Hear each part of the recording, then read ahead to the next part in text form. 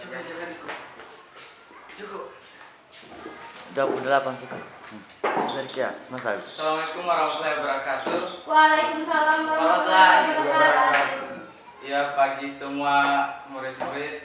Pagi Pagi Kak. Kak. Jadi saya minta maaf atas ketidaktahunya pada kalian karena saya mendadak masuk di kelas kalian ini karena ada tugas yang diberikan saya untuk praktek bagaimana cara melakukan proses belajar di luar ruang lingkungan sekolah secara langsung. Jadi kemarin saya sudah komunikasi dengan pihak kepala sekolah dan juga guru untuk bisa 1 hari saja untuk melakukan praktek saya di SMA 2 Polisusu ini. Jadi pada materi saya pagi hari ini mungkin kalian sudah pernah dapati di semester 1 yang lalu kan, di mana materi saya itu tentang pengertian sejarah berdasarkan asal usul menurut pandangan para tokoh dan sejarah sebagai peristiwa dan ruang lingkup sejarah. Jadi pada pagi hari ini mungkin kalian sudah pernah dapat ya, jadi kita mengulang-ulang saja lah intinya. Gak apa-apa Tom? Gak apa-apa. Ya, Pak.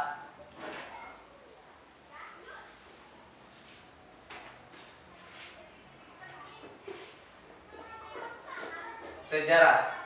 Di sini apa yang tahu apa itu sejarah? Tidak Pak.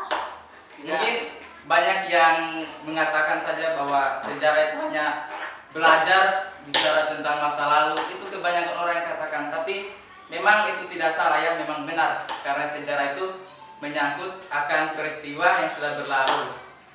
Sejarah itu berasal dari bahasa Yunani yang artinya historia, di mana historia ini adalah menyangkut tentang penyelidikan pengetahuan yang diperoleh melalui penelitian.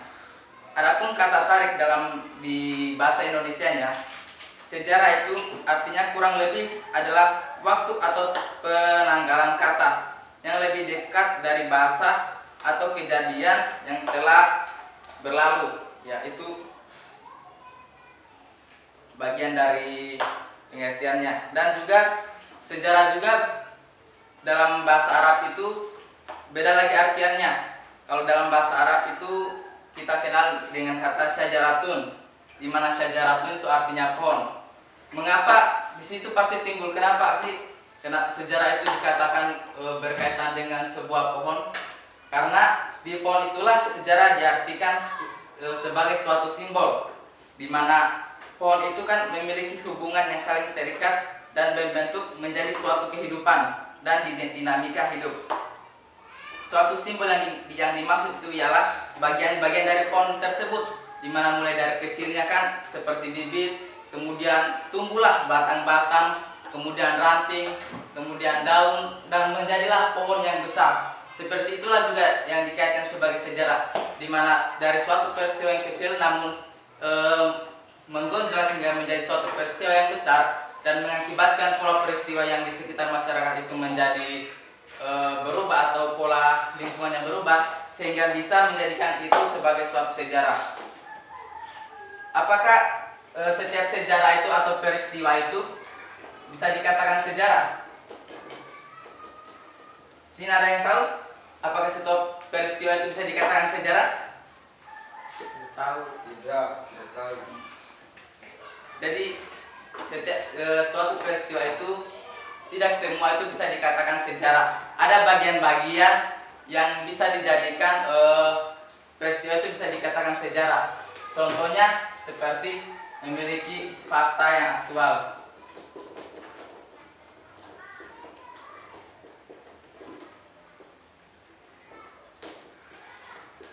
Mengapa peristiwa itu dikatakan sejarah itu memiliki fakta yang aktual? Karena disitulah kebenaran akan peristiwa itu bahwa itu benar-benar terjadi. Karena banyak kan peristiwa-peristiwa yang terjadi itu yang dianggap sejarah, namun tidak bisa dikaitkan sangkut pautkan dengan sejarah karena tidak memiliki fakta dan aktual yang benar-benar. Yang kedua,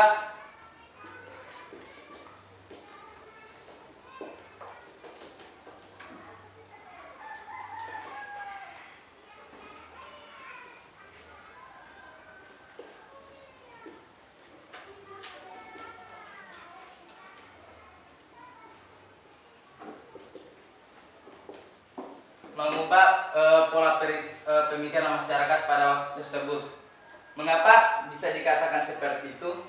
Karena jika terjadi suatu peristiwa yang mengakibatkan gejolak yang sangat besar, itu bisa akan menyangkutkan pola berpikirannya itu atau pola peristiwanya itu menjadi akan suatu peristiwa yang akan diingat terus, sehingga itu bisa dijadikan sebagai suatu sejarah karena memiliki pandangan yang mengubah pola masyarakat di lingkup tersebut. Sebutkan ada juga sejarah, banyak para tokoh-tokoh sejarah kita yang berpendapat tentang kata sejarah tersebut. Salah satunya menurut Jiben dalam buku ilmu sejarah histografi, dia mengatakan sejarah merupakan semua kejadian atau memahami perilaku masa lalu, masa sekarang, dan masa yang akan datang. Sementara ahli sejarah kita yang Indonesia, Sartono Kartodirjo, dia mengatakan bahwa sejarah itu lebih ya. Sementara sejarah dari Indonesia yang bernama Sartono Kartodirjo, dia mendefinisikan sebagai sejarah yaitu suatu gambaran masa lalu di mana manusia dan sekitarnya sebagai makhluk sosial yang disusun secara ilmiah dan lengkap. Sejarah di dalamnya itu meliputi urutan fakta, masa yang dimana ditafsirkan dan dijelaskan sebagai pengertian pemahaman apa yang terjadi di masa lampaunya tersebut. Selanjutnya kita lanjut di konsep ruang dalam sejarah. Sejarah dalam konsep ruang dikenal sebagai dimensi spasial dan dimensi temporal, di mana dimensi spasial ini merupakan dimensi ruang dalam artiannya, di mana ruang tersebut merupakan tempat terjadinya suatu peristiwa atau sejarah itu sendiri. Kemudian dimensi temporal atau waktu itu berhubungan tentang kapan waktu kejadian itu tersebut. Jadi di sini kalau temporal itu menyangkut tentang kejadian waktu tersebut ketika terjadinya suatu peristiwa sejarah tersebut. Kemudian sejarah sebagai kisah. Apabila kita berbicara tentang sejarah sebagai kisah, tidak lepas dengan peristiwa-peristiwa sejarah yang telah terjadi di masa lampau. Alasannya, peristiwa-peristiwa tersebut atau kejadian-kejadiannya yang telah terjadi di masa lampau mengingatkan kembali bahwa dulu itu pernah terjadi sesuatu hal yang seperti itu. Dan menyusun kisah sejarah dalam suatu masyarakat, bangsa dan negara tidaklah mudah.